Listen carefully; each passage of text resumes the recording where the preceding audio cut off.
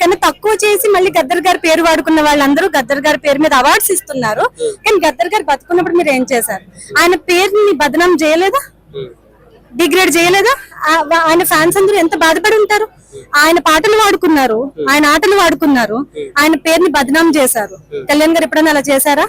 తంబి అని నీ జేబులో డబ్బులు ఎంత ఉంటే అంత తీసుకునే చొరవ హక్కు నాకుందని గద్దర్ గారు ఇంటర్వ్యూలో చెప్పారు. పాపం ఆయన చనిపోయారు కదా అని ఆయన పేరు వాడుకోవద్దు కదా. It's all recorded. Whatever Gaddar sir has spoken, it's all recorded.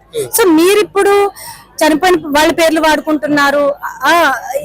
ఎవరైతే తెలంగాణ కోసం వాళ్ళ లైఫ్ ని పెట్టారో వాళ్ళ పేర్లు వాడుకుంటున్నారు. వాళ్ళ కుటుంబాలు ఎక్కడున్నాయో తెలుసా మీకు? కనీసం ఒక కుటుంబానికి మీరు ఏమైనా చేశారా? 1200 మంది అని మాట్లాడుతున్నారు కదా. ఆత్మ త్యాగాలు చేశారు అని మాట్లాడుతున్నారు కదా. ఈ ఆత్మలకు పేర్లు ఉంటాయి కదా. 1200 మంది ఆత్మలకి 1200 పేర్లు ఉంటాయి కదా. ఆ పేర్లు మీ దగ్గర ఉన్నాయా? వాళ్ళ డీటెయిల్స్ మీ దగ్గర ఉన్నాయా?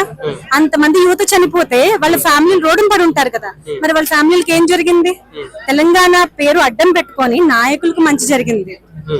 నిజంగా తెలంగాణ కోసం పోరాడిన వాళ్ళకి ఏం జరిగింది?